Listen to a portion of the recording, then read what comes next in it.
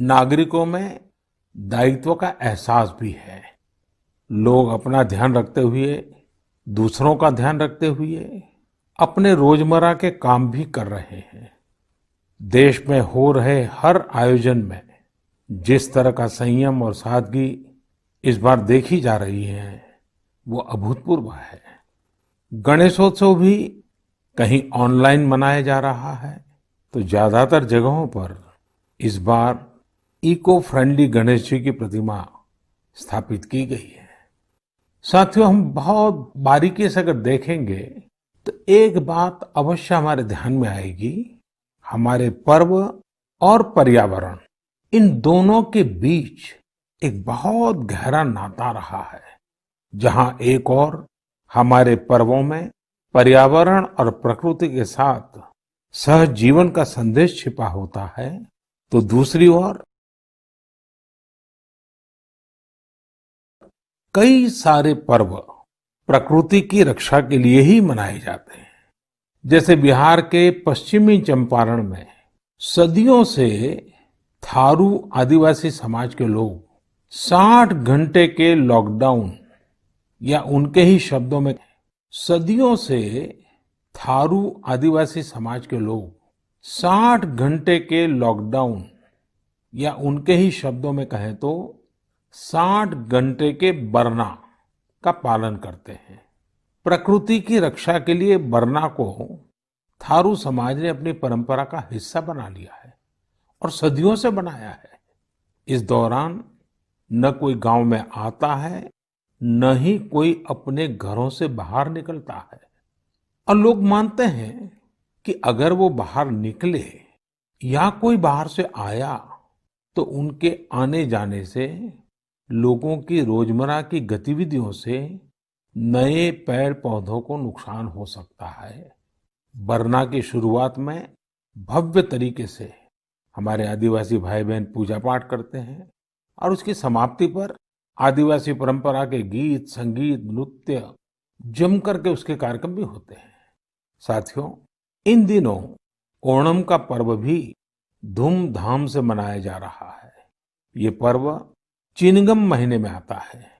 इस दौरान लोग कुछ नया खरीदते हैं, अपने घरों को सजाते हैं, पुक्कलम बनाते हैं, ओणम सादिया का आनंद लेते हैं। तरह तरह के खेल और प्रतियोगिताएं भी होती हैं। ओणम की धूम तो आज दूर सुदूर विदेशों तक पहुंची हुई है। अमेरिका हो, यूरोप हो या खाड़ी देश हो, ओणम का उल्लास आपको हर कहीं मिल जाएगा। ओणम एक इंटरनेशनल फेस्टिवल बनता जा रहा है। साथियों, ओणम हमारी कृषि से जुड़ा हुआ पर्व है। ये हमारी ग्रामीण अर्थव्यवस्था के लिए भी एक नई शुरुआत का समय होता है। किसानों की शक्ति से ही तो हमारा जीवन, हमारा समाज चलता है। हमारे पर्व किसानों के परिश्रम से ही रंग बिरंगे बनते हैं। हमारे अन्नदाता को, किसानों की जीवनदायिनी शक्ति को वेदों में भी बहुत गौरवपूर्ण रूप से नमन किया गया है। ऋग्वेद में मंत्र है, अन्नानाम पतये नमः, अन्नानाम पतये नमः, क्षेत्राणाम पतये नमः। अर्थात अन्नदाता को नमन है, किसान को नमन है। हमारे किसानों ने कोरोना के इस कठिन परिस्थितियों में भी अपनी ताकत को साबित किया है। हमारे देश में इस बार खरीफ की फसल की बुआई पिछले साल के मुकाबले 7% ज्यादा हुई है। धान की रुपाई इस बार लगभग 10%, दालें लगभग 5%, मोटे अनाज, कोर्स सीरियल्स लगभग 3%, ऑयल सीड्स लगभग 13%, कपास लगभग 3% ज्यादा बोई गई है। मैं इसके लिए देश के किसानों को बधाई देता हूं, उनके परिश्रम को नमन करता हूं। मेरे प्यारे देशवासियों, कोरोना के इस कालखंड में देश कई मोर्चों पर एक साथ लड़ रहा है, लेकिन इसके साथ साथ कई बार मन में ये भी सवाल आता रहा कि इतने लंबे समय तक घरों में रहने के कारण मेरे छोटे छोटे बाल मित्रों का समय कैसे बीतता होगा। और इसी से मैंने गांधीनगर की चिल्ड्रन यूनिवर्सिटी, जो दुनिया में एक अलग तरह का प्रयोग है, भारत सरकार के महिला और बाल विकास मंत्रालय, शिक्षा मंत्रालय, सूक्ष्म लघु और मध्यम उद्योग मंत्रालय, इन सभी के साथ मिलकर हम बच्चों के लिए क्या कर सकते हैं, इस पर मंथन किया, चिंतन किया। मेरे लिए ये बहुत सुखद था, लाभकारी भी था, क्योंकि एक प्रकार से ये मेरे लिए भी कुछ नया जानने का, नया सीखने का अवसर बन गया। साथियों, हमारे चिंतन का विषय था खिलौने और विशेषकर भारतीय खिलौने। हमने इस बात पर मंथन किया कि भारत के बच्चों को नए नए टॉयज कैसे मिले, भारत टॉय प्रोडक्शन का बहुत बड़ा हब कैसे बने। वैसे मैं मन की बात सुन रहे बच्चों के माता पिता से क्षमा मांगता हूं, क्योंकि हो सकता है उन्हें अब ये मन की बात सुनने के बाद खिलौनों की नई नई डिमांड सुनने का शायद एक नया काम सामने आ जाएगा। साथियों, खिलौने जहां एक्टिविटी को बढ़ाने वाले होते हैं, तो खिलौने हमारी आकांक्षाओं को भी उड़ान देते हैं। खिलौने केवल मन ही नहीं बहलाते, खिलौने मन बनाते भी हैं और मकसद गढ़ते भी हैं। मैंने कहीं पढ़ा कि खिलौनों के संबंध में गुरुदेव रविंद्रनाथ टैगोर ने कहा था कि बेस्ट टॉय वो होता है जो इनकम्प्लीट हो, ऐसा खिलौना जो अधूरा हो और बच्चे मिलकर खेल खेल में उसे पूरा करें। गुरुदेव टैगोर ने कहा था कि जब वो छोटे थे तो खुद की कल्पना से घर में मिलने वाले सामानों से ही अपने दोस्तों के साथ अपने खिलौने और खेल बनाया करते थे। लेकिन एक दिन बचपन के उन मौज मस्ती भरे पलों में बड़ों का दखल हो गया। हुआ ये था कि उनका एक साथी एक बड़ा और सुंदर सा विदेशी खिलौना लेकर आ गया। खिलौनों को लेकर इतराते हुए अब सब साथी का ध्यान खेल से ज्यादा खिलौने पर रह गया।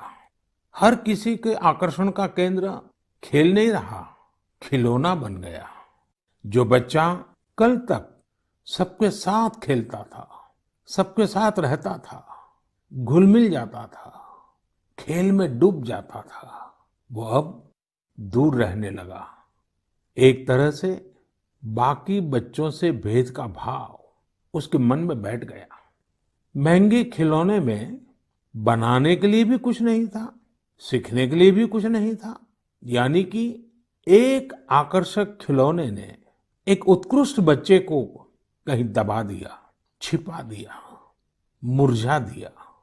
इस खिलौने ने धन का, संपत्ति का, जरा बड़प्पन का प्रदर्शन कर लिया, लेकिन उस बच्चे की क्रिएटिव स्पिरिट को बढ़ने और संवरने से रोक दिया। खिलौना तो आ गया, पर खेल खत्म हो गया और बच्चे का खिलना भी खो गया। इसलिए गुरुदेव कहते थे कि खिलौने ऐसे होने चाहिए जो बच्चे के बचपन को बाहर लाएं, उसकी क्रिएटिविटी को सामने लाएं। बच्चों के जीवन के अलग अलग पहलू पर खिलौनों का जो प्रभाव है, इस पर राष्ट्रीय शिक्षा नीति में भी बहुत ध्यान दिया गया है। खेल खेल में सीखना, खिलौने बनाना सीखना, खिलौने जहां बनते हैं वहां की विजिट करना, इन सबको करिकुलम का हिस्सा बनाया गया है। साथियों, हमारे देश में लोकल खिलौनों की बहुत समृद्ध परंपरा रही है। कई प्रतिभाशाली और कुशल कारीगर हैं जो अच्छे खिलौने बनाने में महारत रखते हैं। भारत के कुछ क्षेत्र टॉय क्लस्टर्स यानी खिलौने के केंद्र के रूप में भी विकसित हो रहे हैं। जैसे कर्नाटक के रामनगरम में चन्नापटना, आंध्र प्रदेश के कृष्णा में कोंडापल्ली, तमिलनाडु में तंजौर, असम में धुबरी, उत्तर प्रदेश का वाराणसी, कई ऐसे स्थान हैं, कई नाम गिना सकते हैं। आपको ये जानकर आश्चर्य होगा कि global toy industry 7 lakh crore रुपए से भी अधिक की है। 7 लाख करोड़ रुपयों का इतना बड़ा कारोबार, लेकिन भारत का हिस्सा उसमें बहुत कम है। अब आप सोचिए कि जिस राष्ट्र के पास इतनी विरासत हो, परंपरा हो, विविधता हो, युवा आबादी हो, क्या खिलौनों के बाजार में उसकी हिस्सेदारी इतनी कम होनी हमें अच्छा लगेगा क्या? जी नहीं, ये सुनने के बाद आपको भी अच्छा नहीं लगेगा। देखिए साथियों, टॉय इंडस्ट्री बहुत व्यापक है। गृह उद्योग हो, छोटे और लघु उद्योग हो, एमएसएमईज हो, इसके साथ साथ बड़े उद्योग और निजी उद्यमी भी इसके दायरे में आते हैं। इसे आगे बढ़ाने के लिए देश को मिलकर मेहनत करनी होगी। अब जैसे आंध्र प्रदेश के विशाखापट्टनम में श्रीमान सीवी राजू है। उनके गांव के अति कोप्पका टॉयज एक समय में बहुत प्रचलित थे। इनकी खासियत ये थी कि खिलौने लकड़ी से बनते थे और दूसरी बात ये कि इन खिलौनों में आपको कहीं कोई एंगल या कोण नहीं मिलता था।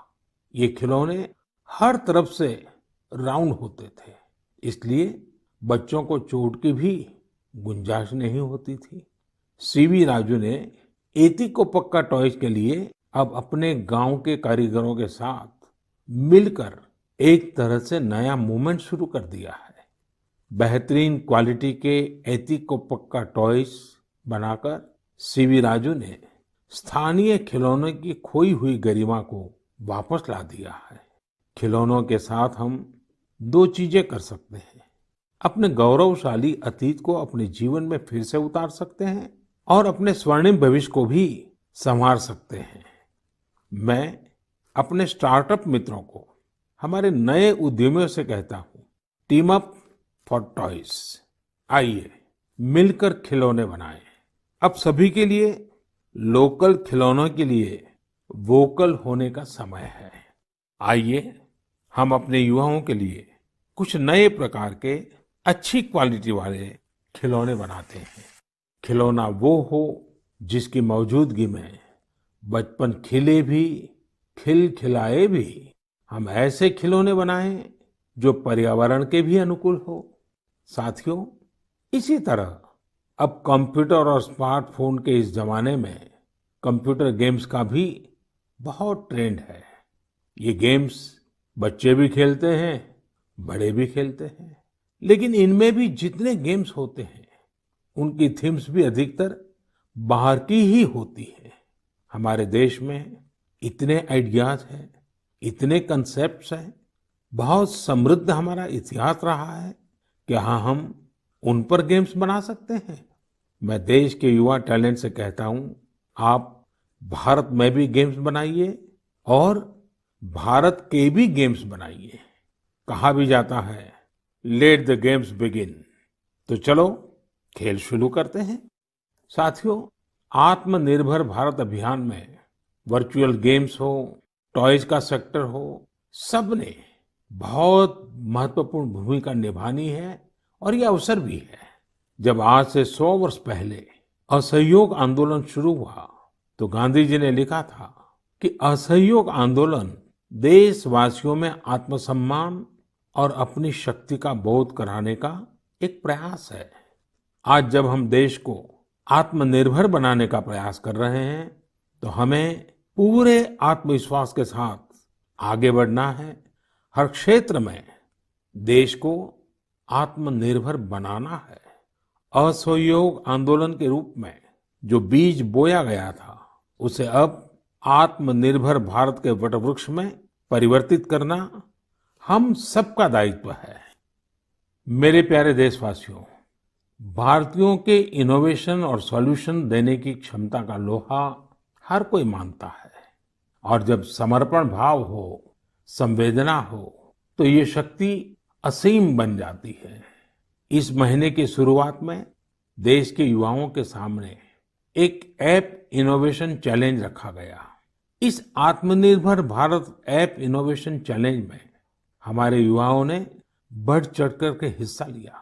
करीब 7,000 एंट्रीज आई। उसमें भी करीब करीब 2 तिहाई ऐप्स टियर 2 और टियर 3 शहरों के युवाओं ने बनाए हैं। ये आत्मनिर्भर भारत के लिए, देश के भविष्य के लिए बहुत शुभ संकेत है। आत्मनिर्भर ऐप इनोवेशन चैलेंज के रिजल्ट्स देखकर आप जरूर प्रभावित होंगे। काफी जांच परख के बाद अलग-अलग कैटेगरी में लगभग 2 दर्जन ऐप्स को अवार्ड भी दिए गए हैं। आप जरूर इन ऐप्स के बारे में जानें और उनसे जुड़ें। हो सकता है आप भी ऐसा कुछ बनाने के लिए प्रेरित हो जाएं। इनमें एक ऐप है कुटुकी किड्स लर्निंग ऐप। ये छोटे बच्चों के लिए ऐसा इंटरेक्टिव ऐप है जिसमें गानों और कहानियों के जरिए बात बात में ही बच्चे मैथ साइंस में बहुत कुछ सीख सकते हैं। इसमें एक्टिविटीज भी हैं, खेल भी हैं। इसी तरह एक माइक्रो ब्लॉगिंग प्लेटफॉर्म का भी ऐप है। इसका नाम है कू, KOO कू। इसमें हम अपनी मातृभाषा में टेक्स्ट, वीडियो और ऑडियो के जरिए अपनी बात रख सकते हैं, इंटरेक्ट कर सकते हैं। इसी तरह चिंगारी ऐप भी युवाओं के बीच काफी पॉपुलर हो रहा है। एक ऐप है आस्क सरकार। इसमें चैटबॉट के जरिए आप इंटरेक्ट कर सकते हैं और किसी भी सरकारी योजना के बारे में सही जानकारी हासिल कर सकते हैं, वो भी टेक्स्ट, ऑडियो और वीडियो तीनों तरीकों से। ये आपकी बड़ी मदद कर सकता है। एक और ऐप है स्टेप सेट गो। ये फिटनेस ऐप है। आप कितना चले, कितनी कैलोरीज बर्न की, ये सारा हिसाब ये ऐप रखता है और आपको फिट रहने के लिए मोटिवेट भी करता है। मैंने कुछ ही उदाहरण दिए हैं। कई और ऐप्स ने भी इस चैलेंज को जीता है। कई बिजनेस ऐप्स हैं, गेम्स के ऐप्स हैं, जैसे is equal to books and expense, Zoho workplace, FTC talent. आप इनके बारे में नेट पर सर्च करिए, आपको बहुत जानकारी मिलेगी। आप भी आगे आए, कुछ इनोवेट करें, कुछ इम्प्लीमेंट करें। आपके प्रयास आज के छोटे छोटे स्टार्टअप्स कल बड़ी बड़ी कंपनियों में बदलेंगे और दुनिया में भारत की पहचान बनेंगे। और आप ये मत भूलिए कि आज जो दुनिया में बहुत बड़ी बड़ी कंपनियां नजर आती है ना, वे भी कभी स्टार्टअप हुआ करती थी। प्रिय देशवासियों, हमारे यहाँ के बच्चे, हमारे विद्यार्थी अपनी पूरी क्षमता दिखा पाए, अपना सामर्थ्य दिखा पाए, इसमें बहुत बड़ी भूमिका न्यूट्रिशन की भी होती है, पोषण की भी होती है। पूरे देश में सितंबर महीने को पोषण माह, न्यूट्रिशन मंथ के रूप में मनाया जाएगा। नेशन और न्यूट्रिशन का बहुत गहरा संबंध होता है। हमारे यहाँ एक कहावत है, यथा अन्नम तथा मन्नम, यानी जैसा अन्न होता है वैसा ही हमारा मानसिक और बौद्धिक विकास भी होता है।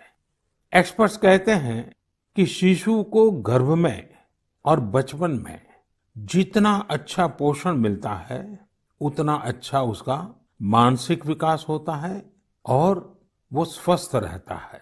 बच्चों के पोषण के लिए भी उतना ही जरूरी है कि माँ को भी पूरा पोषण मिले। और पोषण या न्यूट्रिशन का मतलब केवल इतना ही नहीं होता कि आप क्या खा रहे हैं, कितना खा रहे हैं, कितनी बार खा रहे हैं। इसका मतलब है आपके शरीर को कितने जरूरी पोषक तत्व, न्यूट्रिएंट्स मिल रहे हैं। आपको आयरन, कैल्शियम मिल रहे हैं या नहीं, सोडियम मिल रहा है या नहीं, विटामिन्स मिल रहे हैं या नहीं, ये सब न्यूट्रिशन के बहुत इंपॉर्टेंट एस्पेक्ट्स हैं। न्यूट्रिशन के इस आंदोलन में पीपल पार्टिसिपेशन भी बहुत जरूरी है। जन भागीदारी ही इसको सफल करती है। पिछले कुछ वर्षों में इस दिशा में देश में काफी प्रयास किए गए हैं। खासकर हमारे गांवों में इसे जन भागीदारी से जन आंदोलन बनाया जा रहा है। पोषण सप्ताह हो, पोषण माह हो, इनके माध्यम से ज्यादा जागरूकता पैदा की जा रही है। स्कूलों को जोड़ा गया है, बच्चों के लिए प्रतियोगिताएं हो, उनमें अवेयरनेस बढ़े, इसके लिए भी लगातार प्रयास जारी हैं।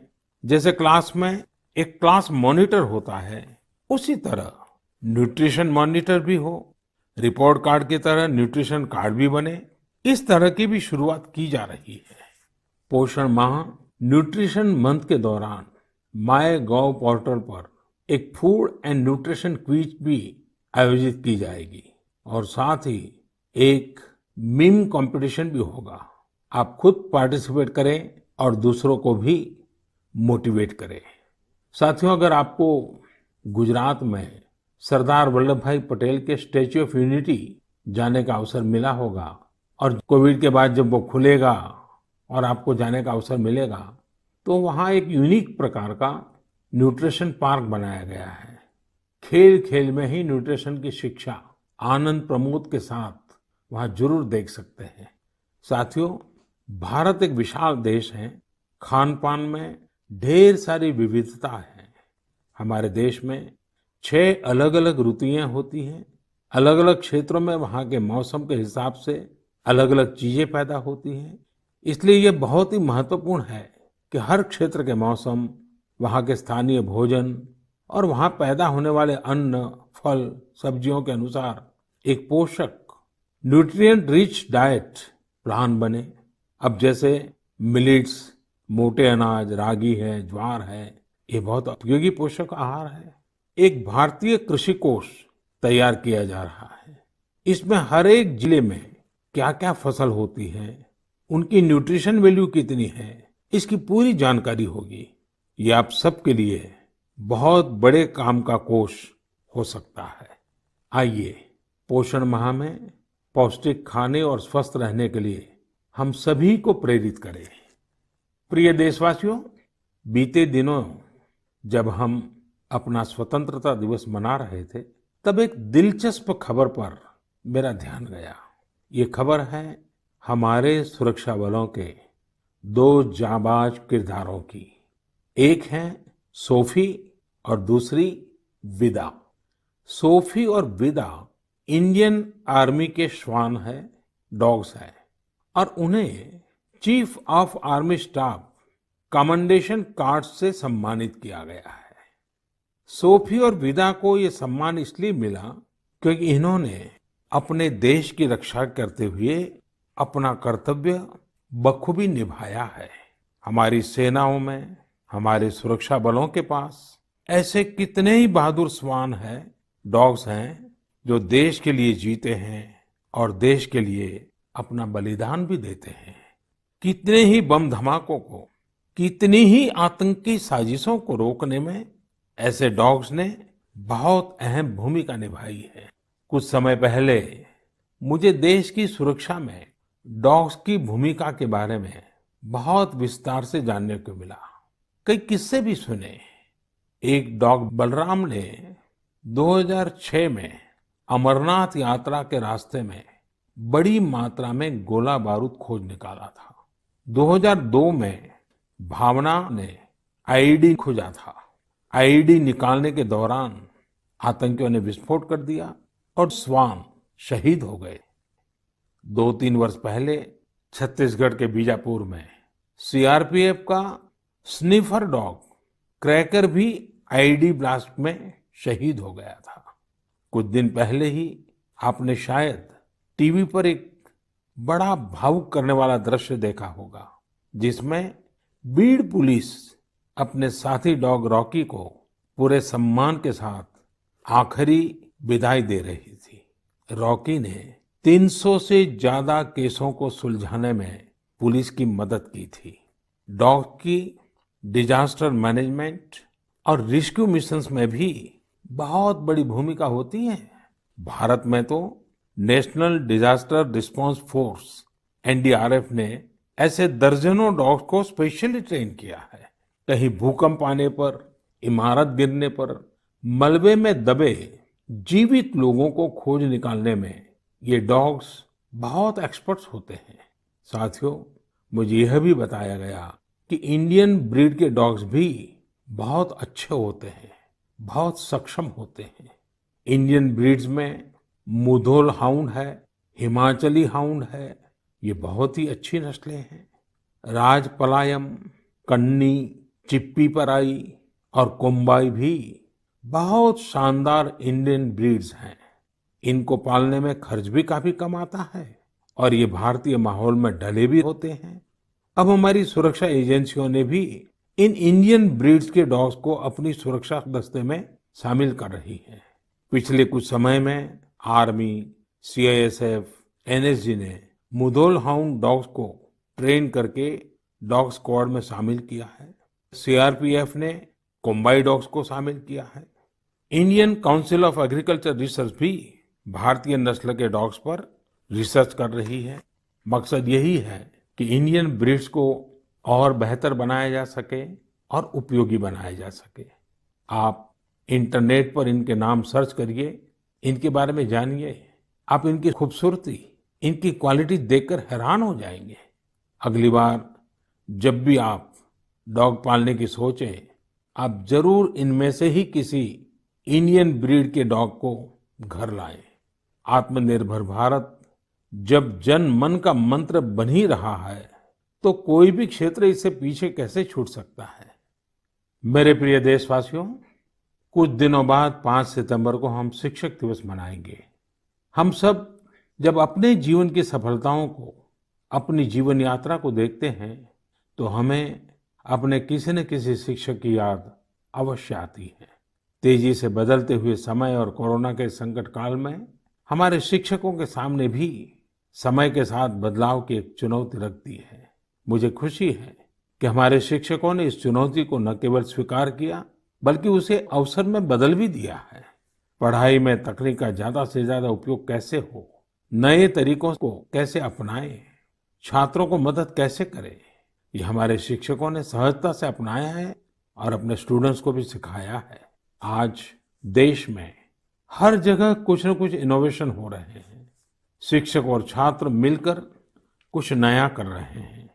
मुझे भरोसा है, जिस तरह देश में राष्ट्रीय शिक्षा नीति के जरिए एक बड़ा बदलाव होने जा रहा है, हमारे शिक्षक इसका भी लाभ छात्रों तक पहुंचाने में अहम भूमिका निभाएंगे।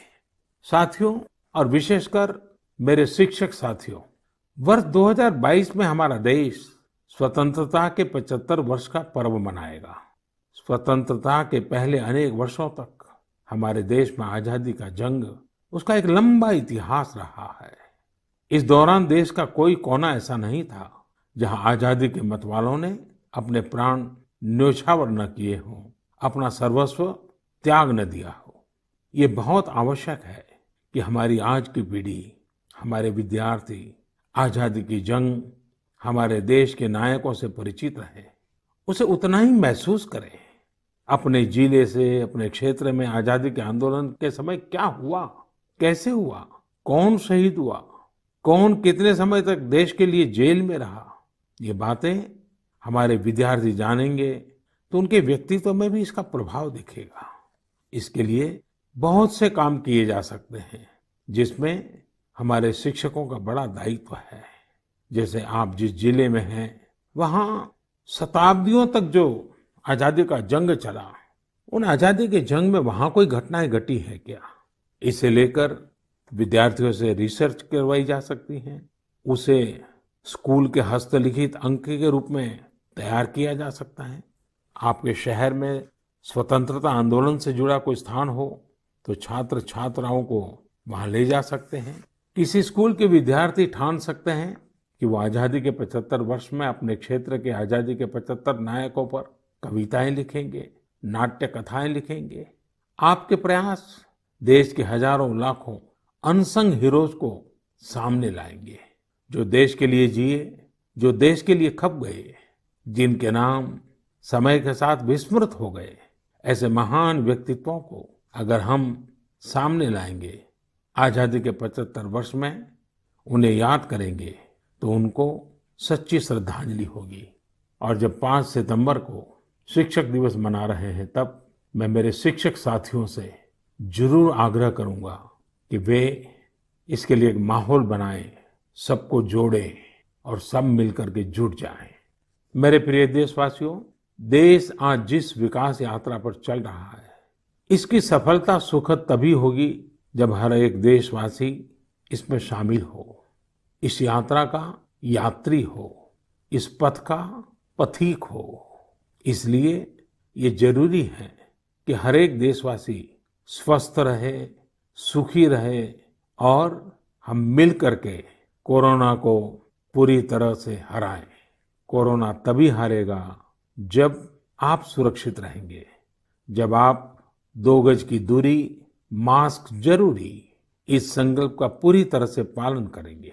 आप सब स्वस्थ रहिए, सुखी रहिए। इन्हीं शुभकामनाओं के साथ अगली मन की बात में फिर मिलेंगे। बहुत बहुत धन्यवाद। नमस्कार।